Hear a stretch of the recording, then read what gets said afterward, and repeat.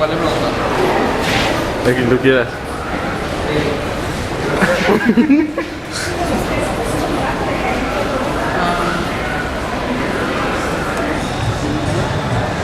Se me olvidó la pregunta. ¿Crees que cuando estás pasando por una enfermedad respiratoria es necesario abrigarte o no tomar alimentos helados? ¿Alimentos helados?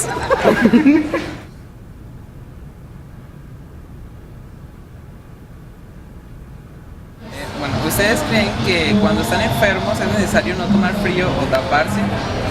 Sí, porque como ya estás bajo de defensas, ya es más fácil que con cualquier cosa te puedas enfermar. ¿Usted sabe si cuando está pasando por una enfermedad respiratoria es necesario dejar de consumir los alimentos fríos, ya sea bebidas, no sé, postres, helados, o abrigarse bien, no exponerse al frío? Los cambios de temperatura,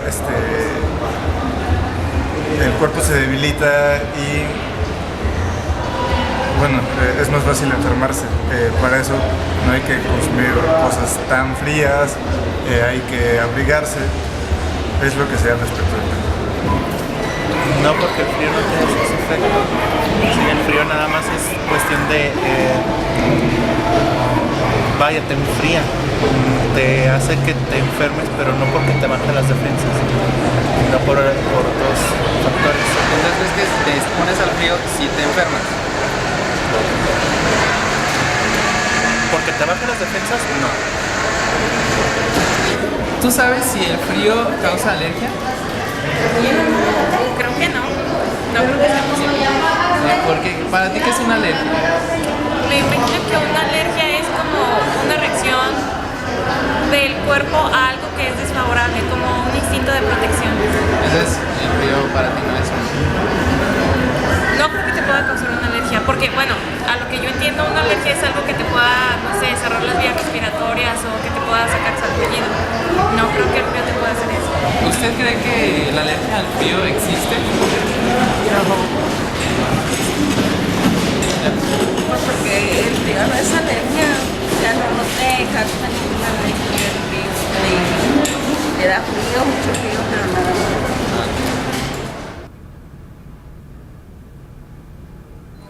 Y ahora hablando acerca sobre mitos relacionados con el cuerpo humano y el frío.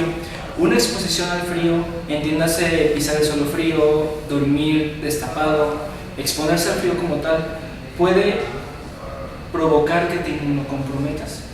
En un momento dado y de forma clínica sí pudiera ser posible. ¿Por qué?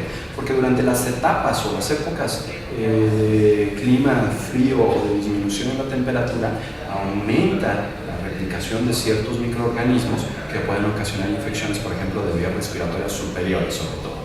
Si en un momento dado uno se expone al frío, sí pudiera existir en un momento dado alguna alteración en la diapédesis, en la migración de células del sistema inmune para atacar a estos microorganismos que se encuentran en mayor cantidad durante estas épocas. Sí pudiera en un momento dado estar relacionado la exposición al clima frío con cierto grado de inmunocompromiso. Y otra pregunta, ¿es necesario protegerse del frío presentar alguna enfermedad respiratoria? Ya que se presentan síntomas y signos clínicos de enfermedad, por supuesto que es necesario. Probablemente no sea tan importante el tratar de evitar todos los alimentos fríos o las bebidas frías, sino sobre todo abrigarse un poco mejor.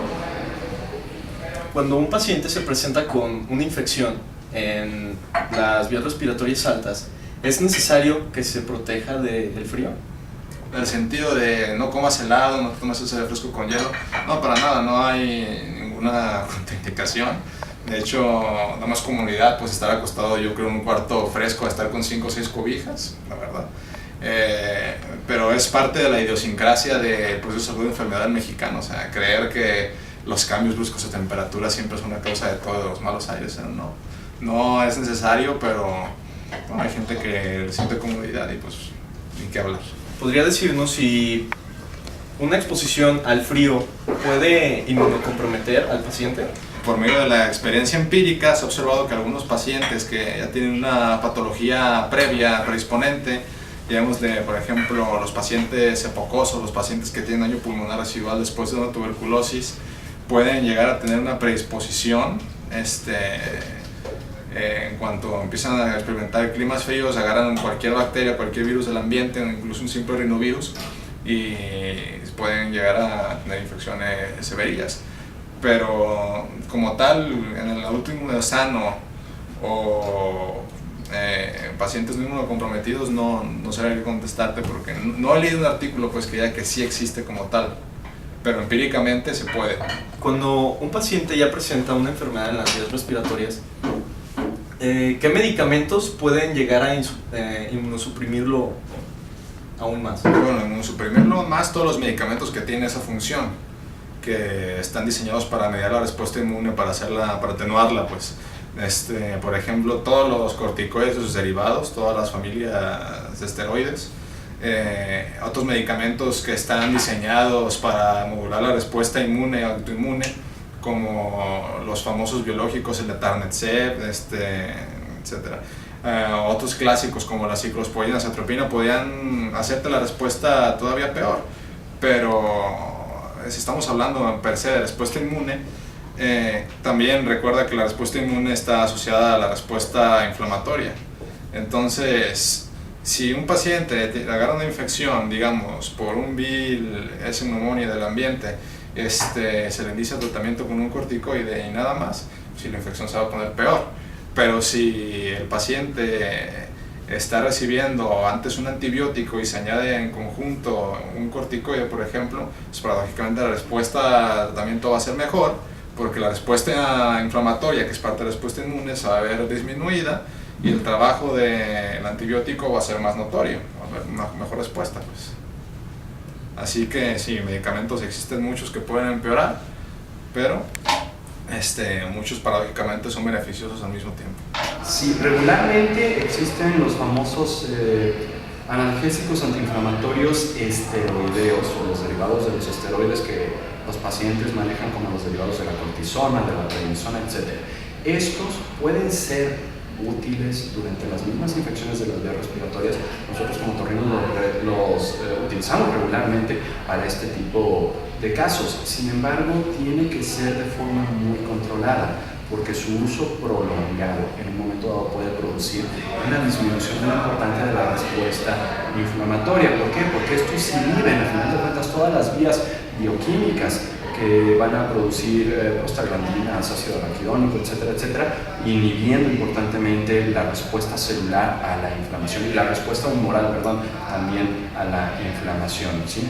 Entonces, sí se pueden llegar a utilizar medicamentos que sean de beneficio, pero que si no se usan con cuidado pueden llegar en un momento dado a causar más alteraciones en la inmunidad.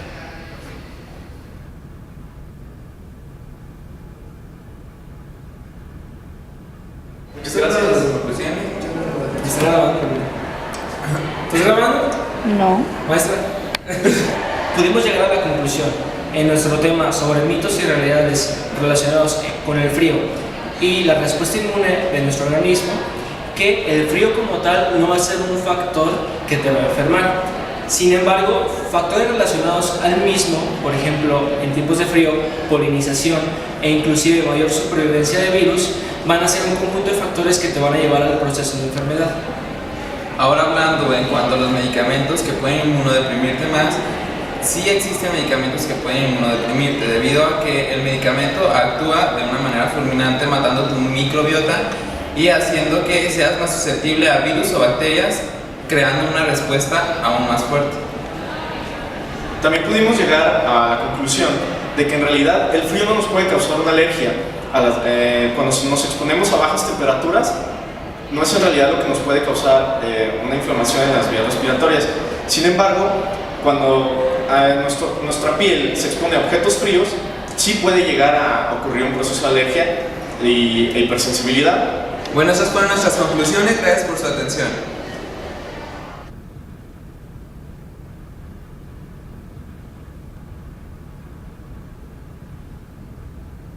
Y aprovechando la visita de estos jóvenes galenos, un saludo a mi maestra Margarita, que me enseñó toda la inmunología que sé.